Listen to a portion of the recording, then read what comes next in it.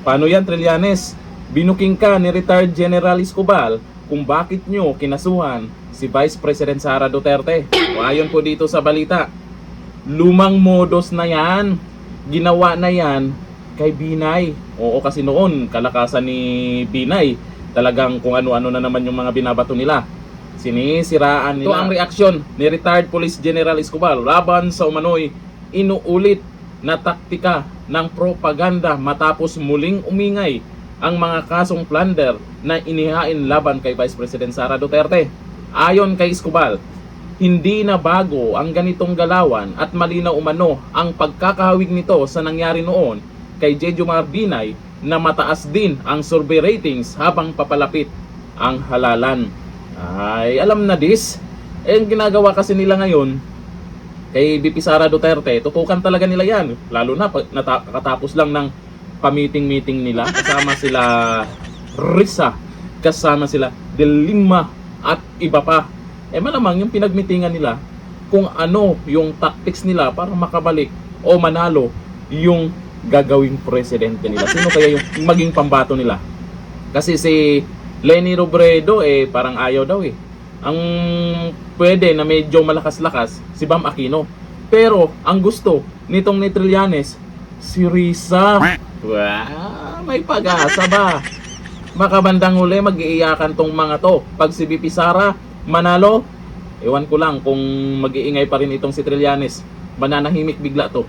Giit ng retiradong general, malinaw na ang layunin ay sirain ang kandidato sa korte ng public opinion, hindi sa korte ng batas. Dahil kadalasan, anya matagal bago marisolba ang mga kaso at kapag naibasura na, tapos na ang eleksyon at tapos na rin ang pinsala. Parang hindi mo bra na yan yung kaso-kaso kay VP Sara. Wala na, hindi na masyadong kumakagat ngayon sa mga tao yan na ay kinasuhan si VP Sara. Lalo nga kamong nag-iingay yung mga supporters ni VP Sara dahil alam ng karamihan na paninira lang. Alam ng karamihan na merong takot na takot dyan. Lalo na si Trilili.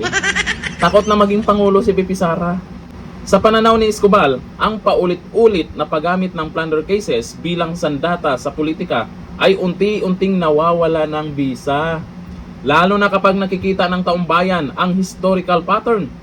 Akusa muna, eleksyon muna, dismissal paglipas ng mga taon. Sa ngayon, nananatiling mainit ang usapin habang hinihintay ang susunod na hakbang ng mga institusyong sangkot. Ngunit para kay General Escobar, malinaw na ang eksena, inuulit ang lumang script sa bagong target. Hanap kayo ng ibang paraan. Paano sisiraan si VP Sara? Samantalang, nung una pa lang na medyo gumalaw pababa yung trust rating ni VP Sara nung pina-impeach siya, sabay pa dun kay Tatay Digong na pinadala sa ICC. Pero nakasurvive si VP Sara. Ngayon pa kaya kayo gagalaw? Mukhang tuloy-tuloy ang pag-angat ng trust rating ni VP Sara. At yung naging katapat niya sa usap-usapan po ngayon sa politika na kung saan kinukumpara silang dalawa, negative yung katapat niya. Merong mga nagmamasid lang dyan kung sino yung susuportahan. Dapat kasi ang ginagawa nito ni Trillanes, gumawa na lang kayo ng mabuti. Sabagay, may nagawa bang mabuti to? Alam naman natin na wala nang naniniwala dyan. Patunay, talo nga nakaraang halalan. O ayon dito kay Inigo Pombo Jr., big salute General Escobar sa pagsisiwalat at paglilinaw ng galawang desperado. Parang puno lang kapag hitik na sa bunga, maraming pumupukol. Ganyan si VP Sara. O sabi ni GS Albani, the more na idiin nila si VP Sara sa mga baseless accusations, the more na tumitindi ang suporta ng taong bayan sa kanya. Correct. Kasi alam ng mga Pilipino, pamumulitika lang ang pakay nila at sila pa nga ang magmukhang kasuklam-suklam sa taong bayan. Mga desperado. Sabi ni Glenda Panganiban, kahit anong gawin nilang paninira, Sara Duterte pa rin. Ano kayang pwede nilang gawin para harangin si VP Sara? Ay number 1 po yung impeachment. Kasi yung impeachment complaint na yan kay VP Sara, mukhang hindi nabebenta yan Yung ibang mga congressman o karamihan sa mga congressman ay hindi na excited para dyan. Bakit kaya? Sabi ni Rosemary Carbonilla, wala nang maniniwala sa kanila, malapit na kasi 2028, kaya paspasa na sila. Double time yan. Ang matindi dito, ito sila Trillanes. Ayan, ginagawa nila, kaso ng kaso.